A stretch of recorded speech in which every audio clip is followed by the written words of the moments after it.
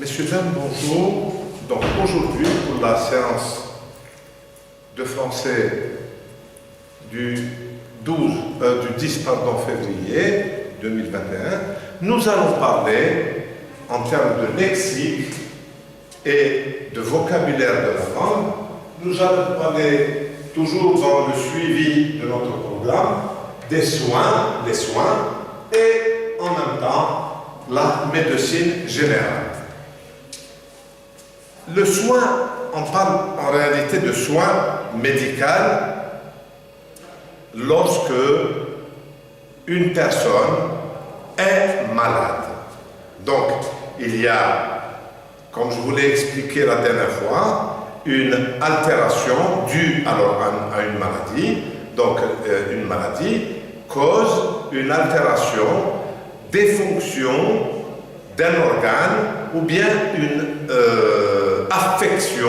Elle peut être, la maladie peut être une altération, c'est-à-dire une diminution des fonctions d'un organe de notre corps, ou bien alors elle peut être une affection, c'est-à-dire un choc, quelque chose qui peut toucher physiquement un organe moteur ou interne de notre corps. Et alors, à partir de l'altération ou de l'affection, c'est-à-dire de la maladie, il faut que la personne se soigne. Se soigner, le soin médical, il donne le nom, le soin médical donne le verbe se soigner, ou bien alors le verbe soigner. Soigner, c'est quoi? C'est curer, c'est traiter, c'est essayer de guérir. Soigner, c'est essayer de guérir. Donc, le soin médical est considéré comme, c'est une définition que nous retrouvons dans le dictionnaire médical, c'est une action, c'est toute action qui est portée sur les symptômes d'une maladie. Donc c'est toute action qui va enlever, qui va tenter de cerner d'abord les symptômes d'une maladie. Qu'est-ce que c'est que les symptômes? Comme je vous l'ai dit, ce sont des signes externes ou internes d'une maladie. C'est-à-dire que le bien-être de la personne est mis en cause. Une personne qui vit son bien-être au niveau de la santé est une personne qui mange bien, qui dort bien, qui marche bien, qui rit, qui saute, qui mange, etc. et qui fait toutes les actions nécessaires de la vie. Maintenant, dès qu'il y a une maladie, cette maladie se présente, cette maladie se décline par des symptômes. Des symptômes, ce sont des signes qui sont localisés selon l'organe où se trouve l'altération. Selon l'organe où se trouve l'altération ou bien l'affection. Donc il y a une maladie dans un organe quelconque ou dans plusieurs organes, c'est possible. Et là, donc, vous allez constater des symptômes qui seront des signes avant-coureurs de la maladie.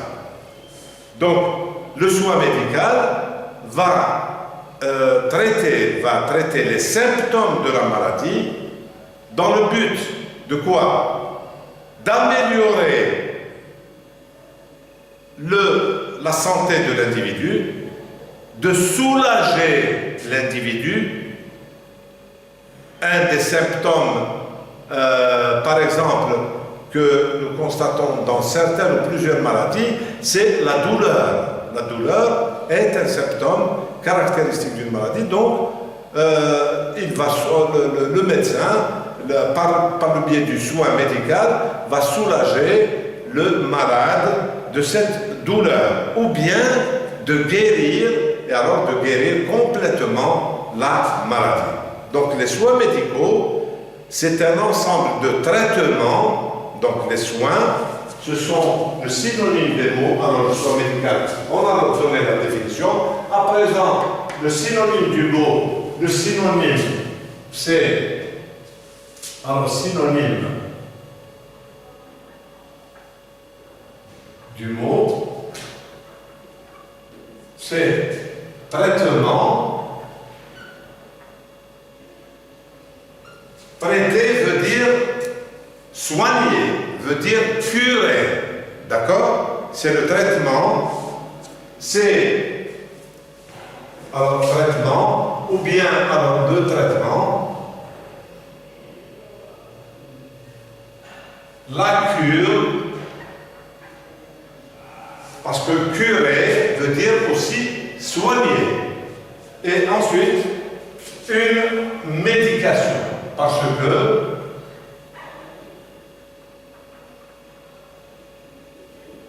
le médecin, bien entendu, pour faire un traitement, pour procéder à un traitement après l'analyse des symptômes, après avoir cerné tous les symptômes de la maladie, il va prescrire un document que nous appellerons l'ordonnance, dans lequel il va rédiger un traitement pour toute cette maladie, pour tous les signes de la maladie, pour la douleur, pour l'inflammation, etc.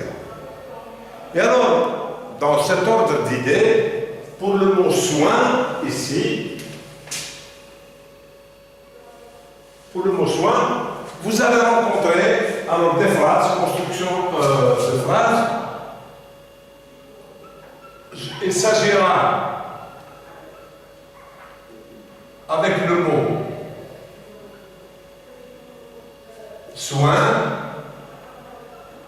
il s'agira de trouver des phrases générales, d'ordre général, qui seront construites avec le mot soin et qui sont des phrases usuelles, c'est-à-dire des phrases de tous les jours, des phrases courantes que vous retrouvez dans les livres, dans vos textes, dans des citations, etc. Il y a alors l'expression requérir. On dit requérir des soins.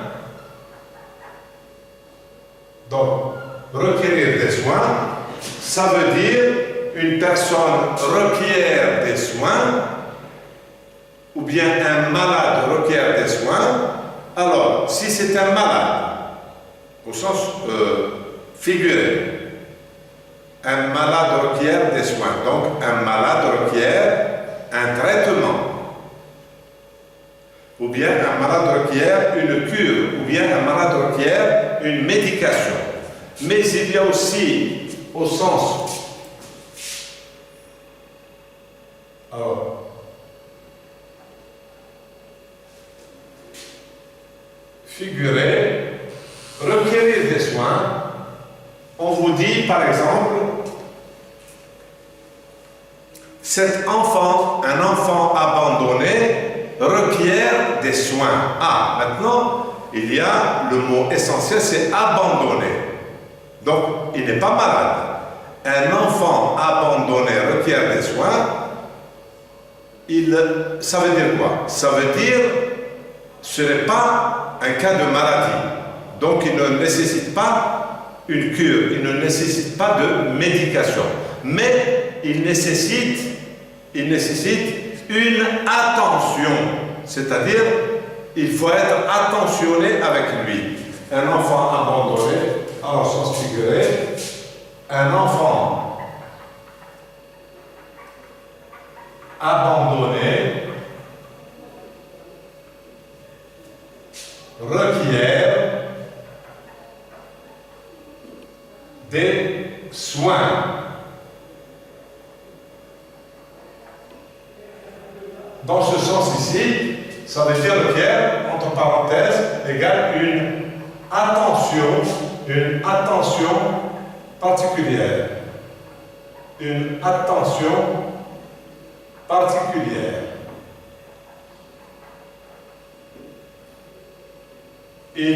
C'est-à-dire de l'affection.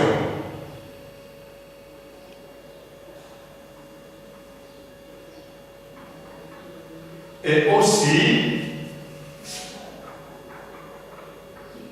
de la bonne nourriture.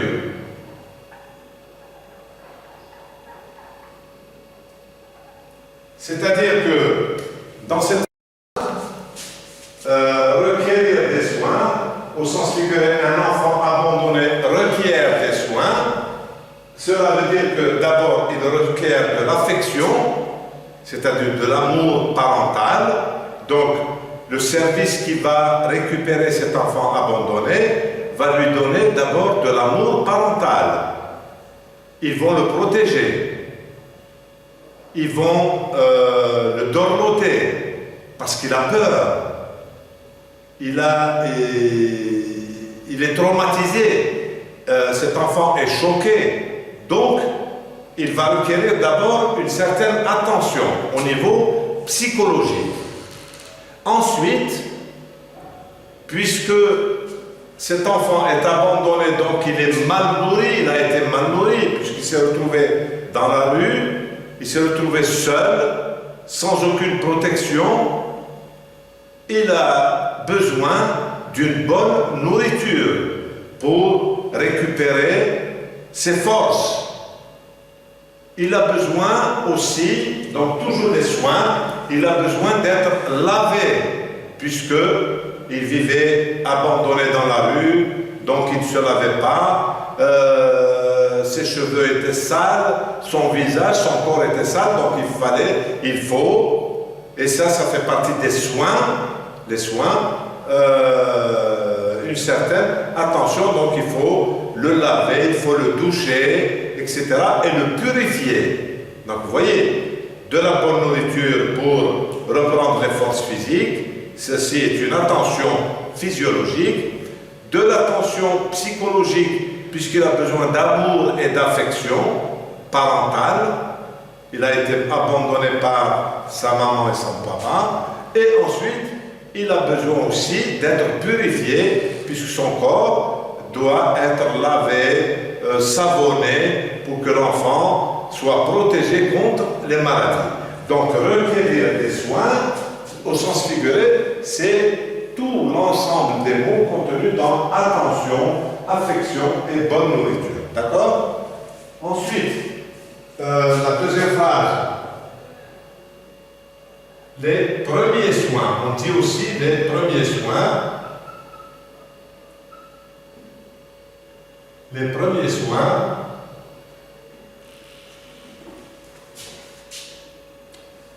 c'est effectivement, vous qui faites de la médecine, on va vous parler, et on vous parlera aussi, on nous a déjà parlé, des soins primaires et plus tard des soins secondaires. Effectivement, lorsque le médecin intervient, ou l'infirmier, ou la personne attitrée en médecine, elle va effectuer des soins primaires ou communément les premiers soins. Les premiers soins, ce sont les traitements de base, c'est-à-dire ce sont les traitements, disons, dits immédiats. Donc, sans réfléchir, s'il y a une personne qui est blessée, qui a une blessure, si une personne est accidentée, elle a eu un accident, donc les premiers soins, vous le savez, vous devez, s'il s'agit d'une blessure, il faudra arrêter le sang, ne pas laisser pénétrer des microbes dans les chairs qui sont déchirées, faire baisser la tension, prendre la température. Il y a tous ces éléments essentiels et nécessaires que doit faire le médecin ou l'infirmier au moment où on ramène le malade. Et ces premiers soins, ce sont les traitements de base. Les traitements de base, c'est-à-dire les traitements ici, c'est les médications, puisqu'on parle de médicaments, médications de base. C'est-à-dire, ces premiers soins, en réalité, font appel, sont les actes médicaux dits des premiers secours. Lorsqu'une personne est malade, lorsqu'une personne est blessée, lorsqu'une personne a fait une chute ou a été choquée, il y a ce qu'on appelle les premiers secours. Et dans les premiers secours, dans les actes médicaux des premiers secours, il y a les premiers soins, c'est-à-dire les traitements de base et les médications de base. Ce sont des traitements et des médications d'urgence. Elles sont immédiates pour éviter tout danger futur pour cette personne. Ensuite, il y a les traitements de suivi. Mais au départ, il y a ce qu'on appelle les premiers soins. Ensuite, il y a, vous voyez comment les phrases et les situations changent. Il y a ensuite une autre situation où on parle des soins quotidiens.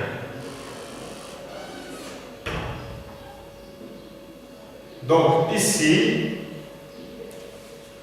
le mot quotidien, l'adjectif quotidien, est lié au temps. C'est-à-dire que ce sont des soins que pratique le médecin sur un malade tous les jours.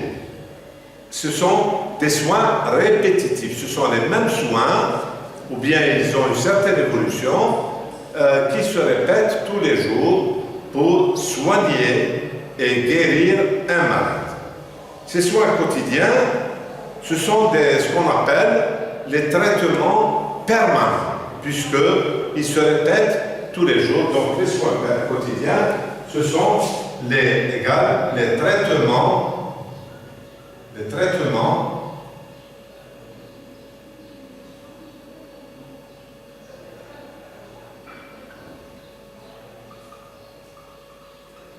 permanent. L'adjectif permanent veut dire constant, veut dire qui se répète tout le temps, sans arrêt. Ensuite, vous avez une autre structure construite sur la base du mot les soins, c'est prodiguer des soins. Donc ici, requérir des soins, c'est le malade qui requiert des soins. Prodiguer des soins, c'est le prodiguer des soins,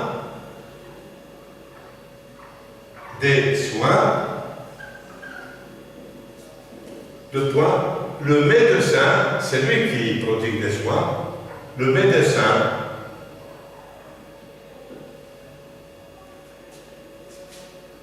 prodigue, ça c'est un exemple, prodigue des soins d'urgence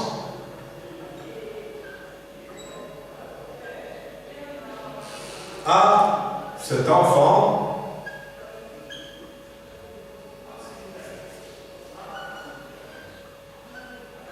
malade.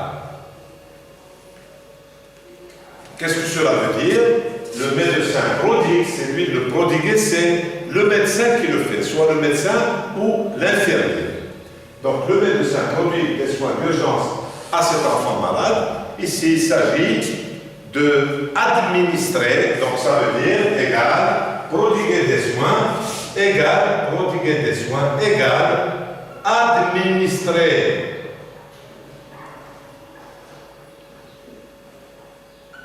des traitements. Un soin, c'est un traitement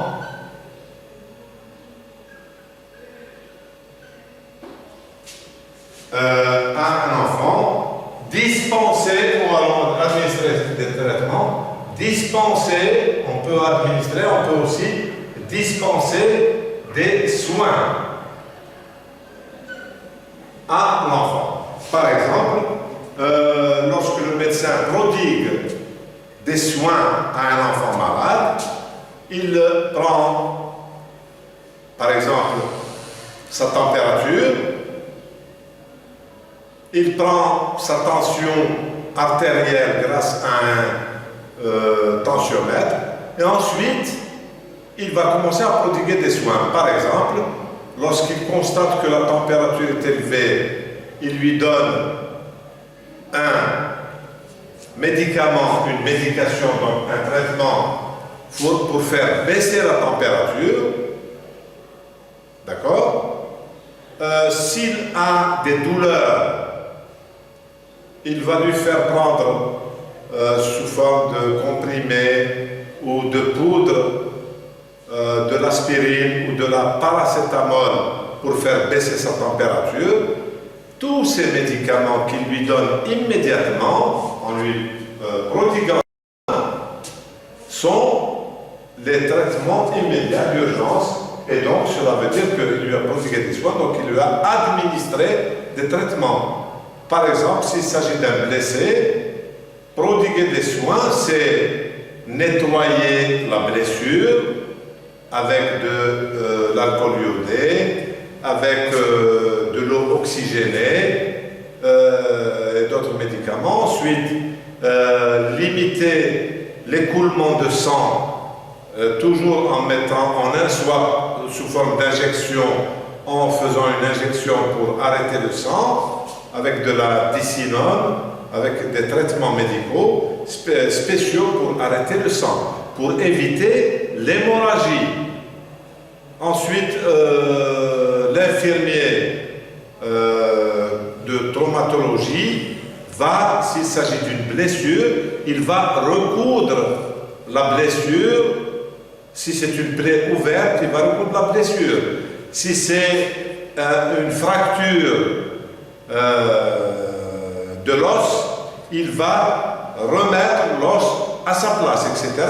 Donc tout ceci, ce sont des situations où on prodigue des soins à une personne selon la qualité de sa maladie, et donc on lui donne des soins correspondant au type de maladie qu'il a contracté. Voilà pour ce qui est du mot soin. Donc en général, les soins, ce sont des traitements, ce sont des médications, c'est une cure. Par exemple, quand j'ai dit le mot cure, lorsqu'il s'agit de problèmes de douleur des os, au niveau des articulations, donc il y a la personne va chez le médecin et se plaint de douleur, soit au niveau de l'épaule, soit au niveau des genoux, soit au niveau de la hanche, soit au niveau des vertèbres cervicales, etc. Et donc, toutes ces douleurs seront traitées par la suite, au niveau des cures, par une désignation d'une cure thermale que le médecin recommande. Le médecin fait une lettre en disant que ce malade doit se soigner, par exemple, dans une station thermale. Une station thermale, c'est une station où il y a de l'eau, ou de l'eau de source, de l'eau naturelle, qui contient des oligo-éléments, et ces oligo-éléments sont bénéfiques, sont énormément bénéfiques pour soigner, par exemple, les douleurs des os.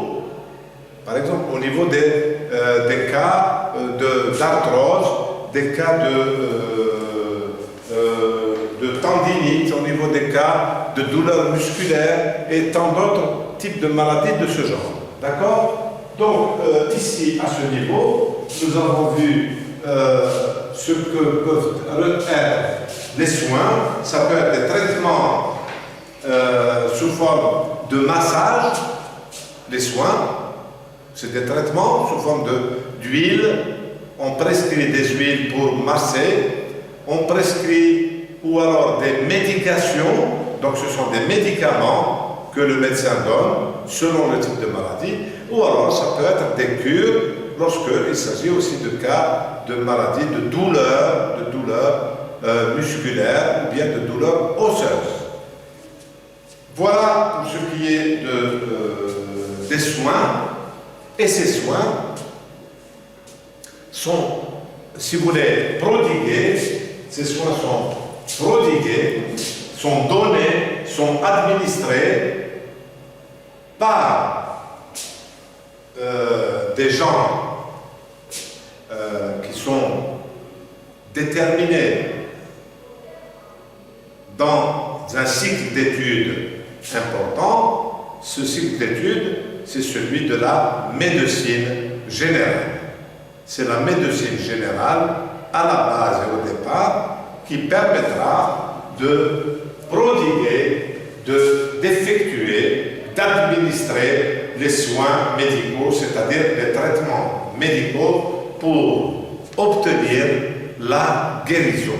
Parce que le but de la médecine générale et de toutes les médecines, c'est bien d'administrer des traitements, de curer le malade pour obtenir au final la guérison du malade. D'accord? Alors, on va voir en deuxième position, j'efface cette partie du tableau pour voir la médecine générale, ce que, au niveau de la langue française, elle peut représenter comme définition, comme nature, comme fonction et comme langue.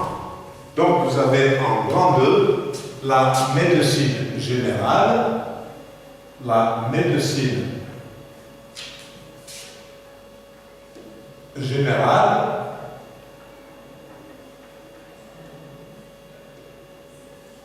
et dans ce groupe de mots, il y a un nom, la médecine, féminin, singulier, et il y a général qui est un adjectif qualificatif qui englobe un ensemble de données. Pourquoi parle-t-on de médecine générale? Puisque elle va s'occuper d'un élément essentiel, c'est-à-dire de la médecine de famille. On l'appelle médecine générale ou médecine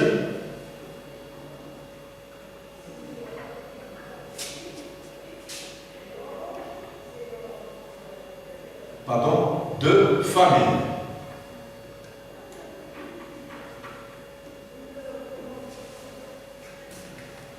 Donc, dans toutes les composantes de la société, il y a bien entendu des familles. Ce sont tous ces ensembles de familles qui vivent ensemble et qui sont unis par des liens d'amitié, de mariage, etc., qui vont constituer une société.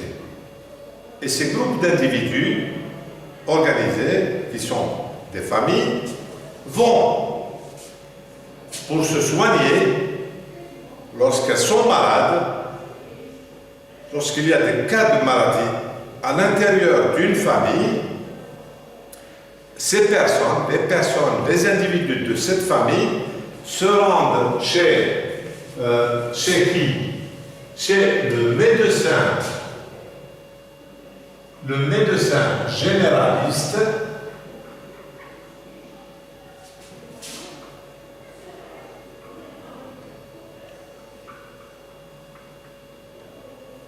qui vient, donc ce mot médecin généraliste, ça vient du mot général, de l'adjectif général. Le médecin généraliste, et ou bien on l'appelle l'omnipraticien. Et là, on va s'arrêter un petit peu. Omnipraticien, qui est le synonyme de médecin, synonyme du médecin généraliste. Vous pouvez dire, bon, dans le français courant, vous allez voir, vous dites à votre camarade, tiens, je vais aller voir le médecin généraliste. Mais vous pouvez dire aussi, je vais aller voir l'omnipraticien de la famille. C'est la même chose. Ce sont deux synonymes directs de médecin généraliste. Et alors, la médecine de famille ou médecine générale, c'est quoi? C'est la branche de la médecine, qui prend en charge, alors, la médecine générale,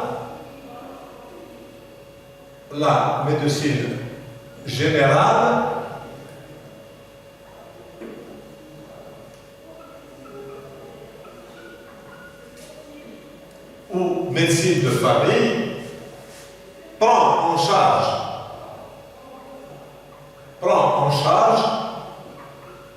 quoi? Le suivi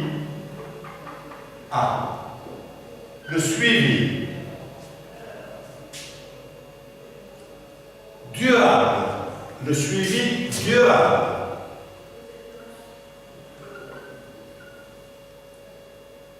Et les soins médicaux, il y a un suivi, et ensuite il y a les soins médicaux.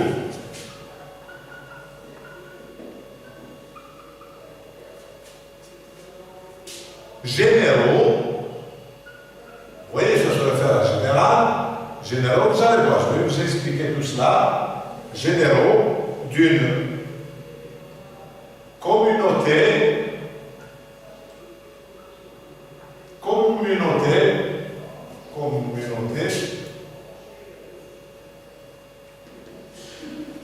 comme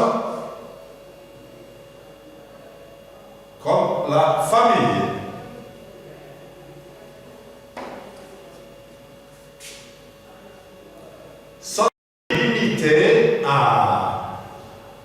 Sans se limiter à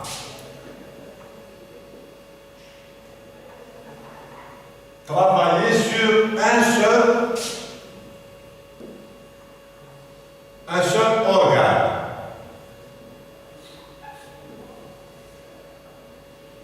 Mais surtout le corps humain. Et je m'arrête ici comme pour vous expliquer la définition. Donc cette médecine générale, qui est une science, qui est étudiée, vous étudiez la médecine générale pour l'ensemble des étudiants qui suivent le cours de français avec moi. Il y a la section de médecine, donc vous suivez d'abord les cours de médecine générale, c'est-à-dire que c'est une branche, vous suivez une branche de la médecine qui va vous permettre de faire le suivi médical, faire le suivi médical durable. C'est-à-dire que la médecine générale, elle suit l'évolution positive ou négative d'une maladie contractée par une personne. Ensuite, elle prodigue les soins, cette médecine générale, prodigue les soins, c'est-à-dire les traitements médicaux adéquats à cette maladie pendant toute la durée de la maladie. La médecine générale, dans sa fonction, ne s'occupe pas seulement de traiter un organe, puisque dans la communauté qui est suivie, puisqu'il s'agit de médecine de famille, médecine communautaire, la personne guérit d'un organe, mais quelque temps après, si elle retombe malade, elle retourne chez le médecin généraliste pour être soignée sur un autre organe.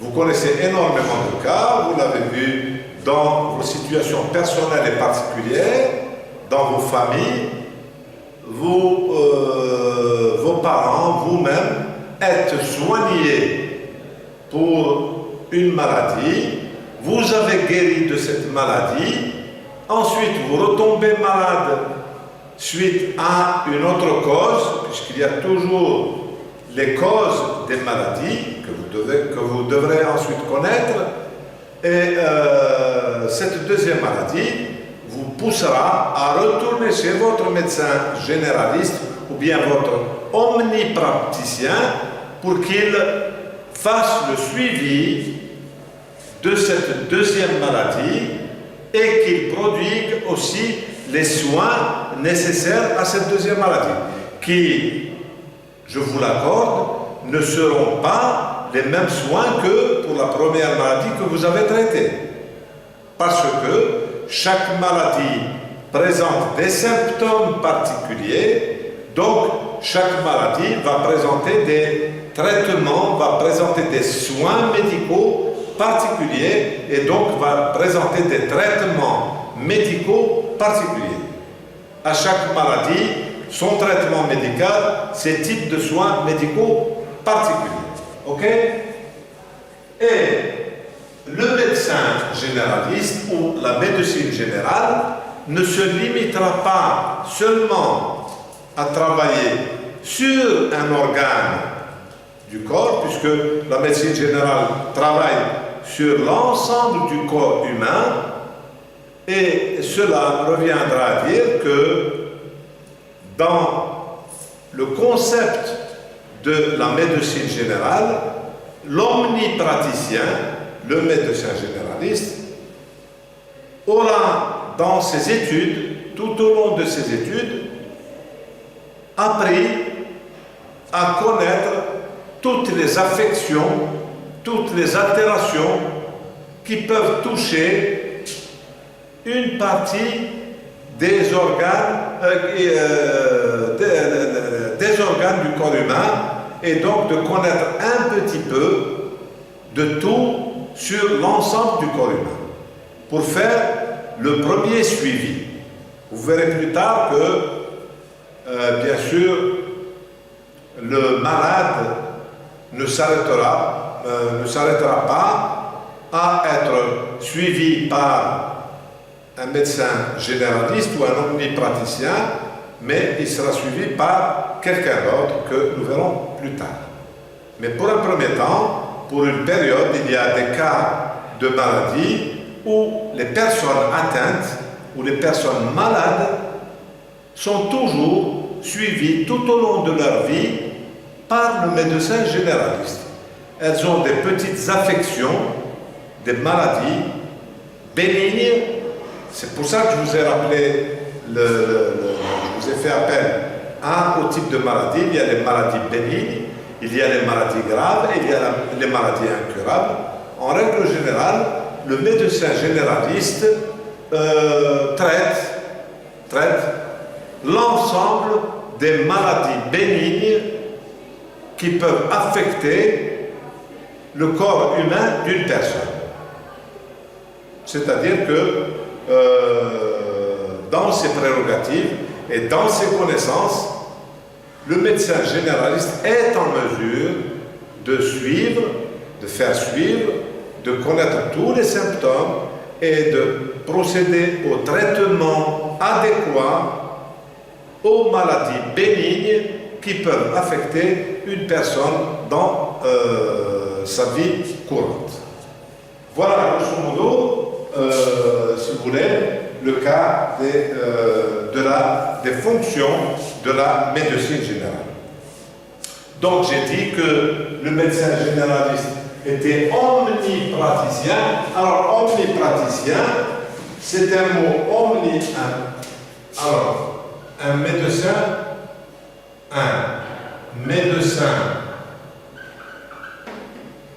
généraliste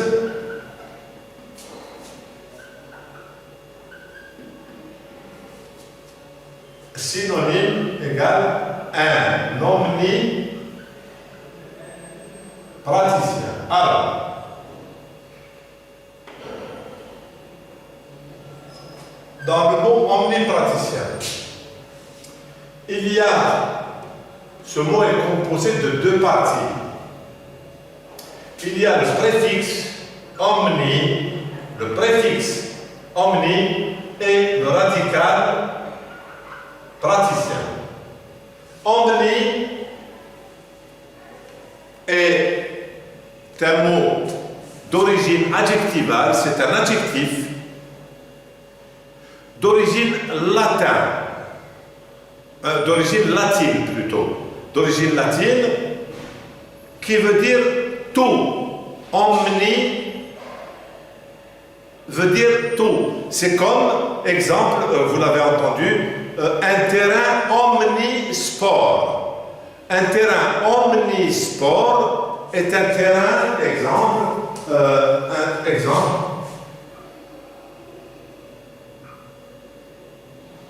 un terrain omnisport.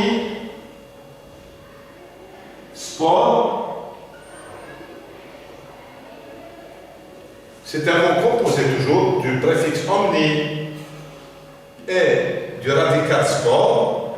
C'est un terrain où on fait tous les sports. Est un terrain où l'on pratique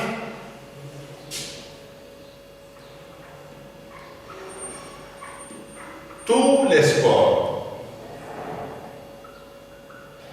Tous les sports. Par exemple, le stade du 5 juillet est un terrain omnisport parce qu'il y a dans ce terrain un terrain de football, il y a une piste d'athlétisme, il y a un terrain de saut en longueur, si vous l'avez remarqué, il y a un terrain de saut en hauteur, il y a un terrain aussi pour un saut de haie, ce qu'on appelle le steeple, un terrain de saut en steeple, etc., etc. Donc, c'est un ensemble où il y a plusieurs terrains, un terrain de football, un terrain de piste d'athlétisme de 100 mètres, un terrain de 400 mètres, un terrain de 400 mètres haie, un terrain de 400 mètres steeple, un terrain de 400 mètres de saut, un terrain de saut en longueur. Donc tout cet ensemble de terrains va constituer ce qu'on appelle un terrain omnisport. D'accord? Puisqu'il y a plusieurs sports qui peuvent être pratiqués dans ce terrain. Un médecin généraliste est un omnipraticien. Omni qui veut dire tout pour ramener le tout à l'ensemble du corps et à l'ensemble des personnes. Il n'y a pas seulement l'ensemble du corps, mais il y a aussi l'ensemble de personnes. C'est-à-dire que le généraliste, comme je vous l'ai dit, en sa qualité de médecin de famille, va soigner les vieux, c'est-à-dire la gérontocratie, il va soigner les adultes, le papa, la maman, les grands-enfants, etc. Mais il va soigner les enfants, c'est-à-dire tout ce qui est relatif à la deuxième enfance et l'adolescence, mais il soigne aussi la première enfance, le petit bébé qui naît peut être soigné aisément, tranquillement par le médecin généraliste ou l'omnipraticien lorsqu'il ne s'agit pas d'une maladie grave ou d'une maladie incurable. D'accord? Donc, il touche l'axe de toutes les personnes de la famille, sans distinction d'âge, du plus petit enfant, du bébé, du nouveau-né, jusqu'à la plus vieille personne, jusqu'au grand-père ou l'arrière-grand-père. Donc, il n'y a sans distinction d'âge, et aussi, il n'y a pas le médecin omnipraticien soigne sans distinction de sexe. Il soigne les garçons ou les filles. Ils soignent les messieurs ou les femmes. Donc il n'y a pas de distinction de sexe. Là, la même chose pour l'adjectif omni qui veut dire tout. Il soigne l'ensemble du corps de la tête jusqu'aux pieds. De la tête jusqu'aux pieds lorsqu'il s'agit des maladies bénignes qui sont courantes à toutes les personnes et donc qui ne présentent pas un danger imminent. Puisque dans sa formation, le médecin généraliste connaît les traitements adéquats à chacune des maladies bénignes ou des maladies courantes qui peuvent toucher, qui peuvent affecter une personne de la famille, qu'elle soit jeune, adulte, qu'elle soit femme ou homme. D'accord? Très bien. Donc, à ce niveau, l'omnipraticien, il touche à tout au niveau des membres de la famille, qu'il s'agisse du bébé, du petit enfant, de l'adolescent, de l'adulte ou du grand-parent, il peut aussi soigner et guérir les maladies qui affectent les hommes ou les femmes lorsque celles-ci ne sont pas graves. Le médecin généraliste, donc il est appelé omnipraticien et il fait à ce niveau, donc je vais effacer. Voilà. Le médecin généraliste, en général, le médecin généraliste, dans sa pratique,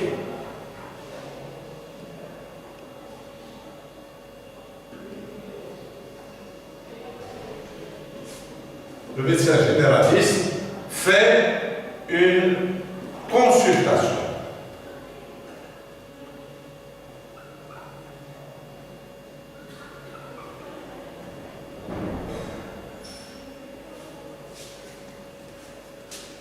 Il fait une consultation. Ça, c'est le travail du médecin. Alors, le médecin généraliste, dans la pratique médicale qu'il fait tous les jours, lorsqu'il est en fonction, il peut faire sa pratique médicale soit en hôpital, au niveau de l'hôpital, donc dans un service hospitalier. Il peut faire sa pratique médicale dans un service, dans une polyclinique. C'est plus petit, c'est un service plus petit que l'hôpital où on fait en général, on fait de la médecine générale et quelques médecines de spécialité. Mais l'ensemble des médecins qui pratiquent théoriquement dans une polyclinique sont des médecins généralistes ou bien des médecins, des omnipraticiens. Donc il a un bureau. Dans son bureau, le médecin fait des consultations. Des consultations à qui? Aux malades. Il fait une consultation aux malades.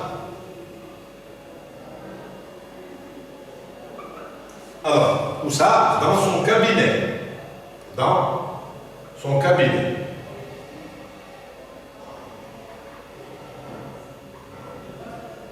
Alors, ici, comme je vous l'ai dit au départ, des médecins généralistes peuvent travailler au niveau d'un service hospitalier, au niveau d'une polyclinique, d'un hôpital, etc., d'un CHU, d'un centre SCHU, un centre hospitalo-universitaire. C'est plus grand parce qu'il renferme des médecins généralistes, mais aussi à un plus haut niveau, des professeurs en médecine de haut niveau scientifique qui font de l'enseignement et de la recherche universitaire, puisque ce type de médecins, les professeurs hospitalo-universitaires, font un travail à la fois de pratique médicale, ils sont chefs de service ou praticiens dans leur spécialité. Ils enseignent aussi au niveau de l'université dans les modules de leur spécialité, mais ils font aussi de la recherche scientifique dans le cadre de leur spécialité pour faire avancer les progrès de la science. Donc vous voyez, c'est une théorie cyclique. Ils étudient pour enseigner, mais aussi pour rechercher, parce que la médecine est une recherche constante et perpétuelle, tout ceci dans le cadre de la lutte contre les maladies. L'objectif premier des médecins est de lutter contre les maladies et de les guérir et de les soigner durablement et définitivement. Donc, il fait une consultation dans son cabinet. J'ai dit aussi que, je vous dis aussi que le médecin généraliste peut, et actuellement c'est libre, il peut avoir un cabinet privé. Donc il est dans une fonction libérale. Il a son cabinet privé, il a une fonction libérale, donc il a son propre cabinet, il a son propre bureau, il a sa propre structure à lui, il est indépendant, c'est-à-dire qu'il n'est pas rattaché à une structure hospitalière. Cela ne veut pas dire indépendant dans le sens où il va faire n'importe quoi. Non. Il va travailler selon les normes médicales, selon les règles médicales et selon les lois médicales concernant la préservation de la santé publique. Ceci est une vérité absolue. D'ailleurs, avant de passer à la pratique médicale, après avoir obtenu votre diplôme au niveau de l'université, vous allez faire ce qu'on appelle le serment, le fameux serment d'Hippocrate. C'est de suivre à la règle toutes les lois de la médecine dans le cadre de la protection de la santé publique. Et public veut dire sans distinction de sexe, du plus petit enfant au plus vieil homme, sans distinction d'âge, donc du plus jeune enfant au vieillard, sans distinction de sexe, homme, femme, peu importe, enfant ou fille, garçon ou fille, peu importe, et sans distinction de race aussi, ce qui est important, c'est-à-dire que vous n'allez pas demander à la personne si elle est de race blanche ou de race noire, si elle est de race jaune, asiatique ou peu. C'est un malade, vous devez soigner. Et sans distinction de religion aussi, vous ne devez pas, en votre qualité de médecin, vous référer à la religion du malade pour le soigner ou non. Ceci ne vous intéresse pas, n'est pas dans le cadre de vos prérogatives, il est malade, vous devez le soigner. Comme avait dit Hippocrate dans sa règle, dis-moi que tu es malade et je te soignerai. Ceci est le principe de base, c'est une citation de Hippocrate, qui est un grand médecin de la médecine classique, etc., qui avait dit cette phrase, donc il n'avait aucune référence anthropologique ou ethnologique ou sociologique à son malade.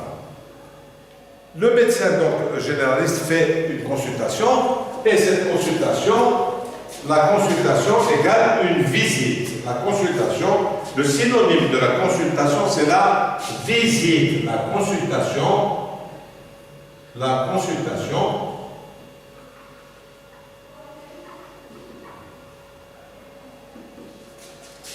synonyme égale la visite médicale.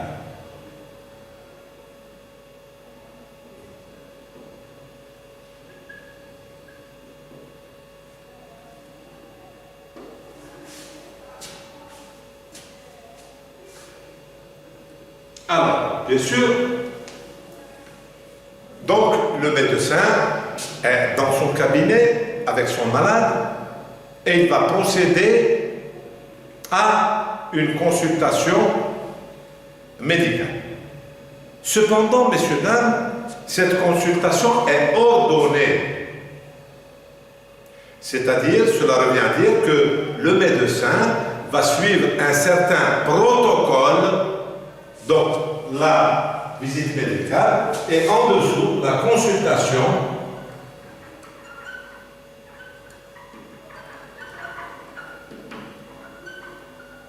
obéit à un protocole, c'est-à-dire à un protocole, c'est-à-dire un synonyme, c'est-à-dire à une démarche, un protocole, à une démarche. Le mot protocole, c'est une démarche scientifique.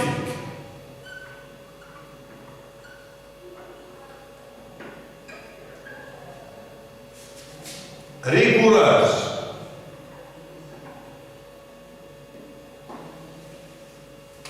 Donc, dans vos études, dans les études de sciences médicales,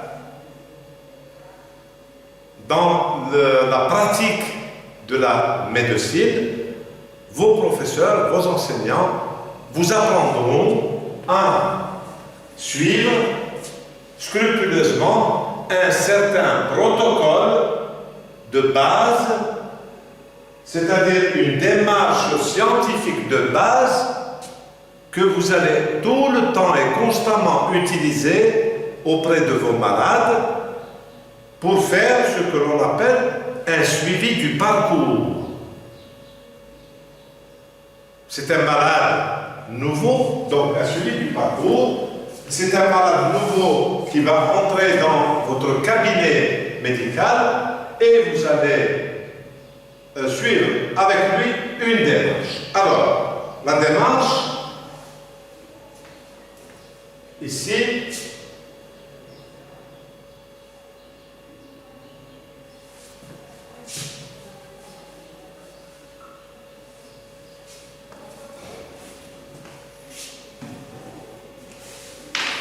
c'est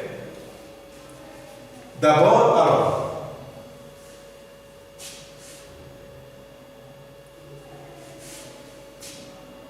obéir à un protocole, c'est-à-dire à une démarche scientifique qui commence. Alors,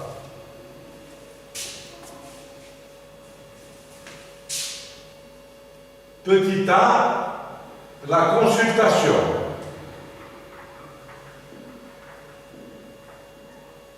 Commence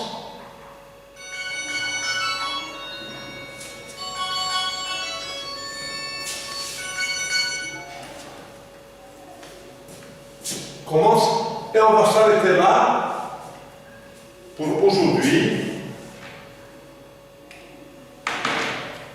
sur les différentes étapes de la consultation médicale. Vous allez voir, c'est passionnant, mais elles obéissent, ces étapes, elles obéissent à un certain ordre, un ordre d'idées dans l'esprit du médecin et un ordre des faits dans son esprit aussi, pour pouvoir cerner, en réalité, la consultation va permettre au médecin de cerner tous les contours de la maladie et d'en connaître tous les symptômes, c'est-à-dire de connaître tous les signes extérieurs ou intérieurs qui régissent la maladie. Voilà pour aujourd'hui. Je vous remercie pour votre attention et vous dis au revoir et à la prochaine séance.